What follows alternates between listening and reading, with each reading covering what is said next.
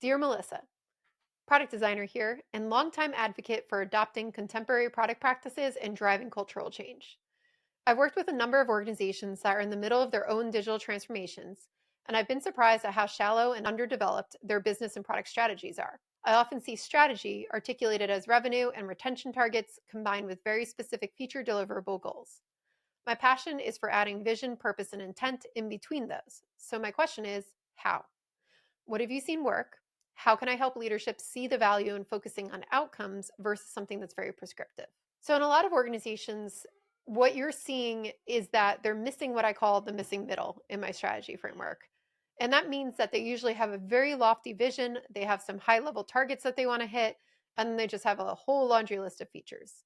And what's happening is that they're not developing this portfolio vision or this product strategy and kind of bringing together how the business is going to be manifested through the software.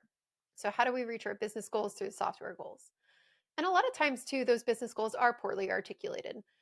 We'll just see revenue, retention, metrics, things that are super high level, but they're not saying how. And what's missing there is what I call intent. So when I talk about business goals, we talk about them in strategic intent form. And what that's basically saying is that we want to go after certain business targets, but they're qualified in a certain way. So it's about attacking a certain persona, right? Attacking a certain market, going up market, going down market, moves that really affect the entire business, not just the software team, but it helps us prioritize and understand what we are prioritizing from a business perspective. So, for example, instead of saying that you want to increase ARR by 20% next year, you want to say that I want to increase ARR by 20% next year by going up market and moving into the enterprise and finding 5 proof points, right? So 5 logos that we can actually capture for that. That's giving us some more intent. That's saying that we're focusing on the enterprise versus the mid market versus individuals or whatever else you have. And that might be your number one priority. Normally, there's not more than 3 strategic intents. If you're not sure what your strategic intents are, they might be locked up in one of your leaders' heads. So I would go to them and ask them, say, like, hey, I know you want us to increase revenue next year, but I've got 2 situations. Like, should we go after this type of persona, this type of customer, or that type of customer? Which one do we believe is going to drive more of our revenue? Because that's going to help me prioritize what our maps are looking at, what our vision is for. Like, who is our customer? Who are we actually serving there? So you can go and ask the leaders questions, and clarifying questions like that might make it more apparent what the strategy is. Sometimes strategy is just stuck in their heads and they haven't written it down.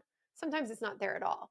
And if it's not there at all, they're going to have to do a lot of work in the organization to actually figure out what you want to go after using data. So I would want to look at cohort analysis. I would want to understand who we're serving now, if that makes sense in the future, how the markets are reacting to that, what our technology is capable of, all to form this huge product strategy.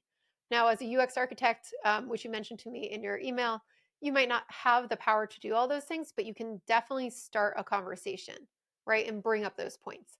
So ask things like, who's the target audience, right? Who's the person that we really want to go after? Who are our customers? Who are our users? How does this change our business? Are we going to stop what we're doing now? Are we going to, evolve into something else? Are we continuing with it? What type of innovation do we actually want to bring to people? What kind of problems do we want to solve? Start asking these questions and see if you can pull out a strategy that might be hiding somewhere and put some form to it.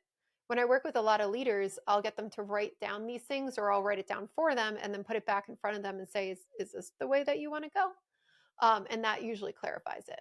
Now, one thing too with digital transformations is that you want to look to see if your leaders, especially in product areas, right, with the product vision, portfolio vision, are actually capable of doing those things. And that's why it's really important to have some product skills baked into the mid tiers and upper tiers of organizations doing digital transformations, because they need to know what's required in a portfolio strategy or what's required in a product strategy. So I would also look and see who you have in the organization who might be capable of doing these things and trying to get them on your team. And that's really a hard part for people going through digital transformations, because we need strong product leaders that are going to lead the teams, set the strategy, rope them all around that to actually usher a lot of this through. And without those people, it becomes really hard to do it, or we need to educate them. So we need to take 2 approaches by either hiring in people who know how to do it or educating the people we have in those positions so that they can actually create great strategies.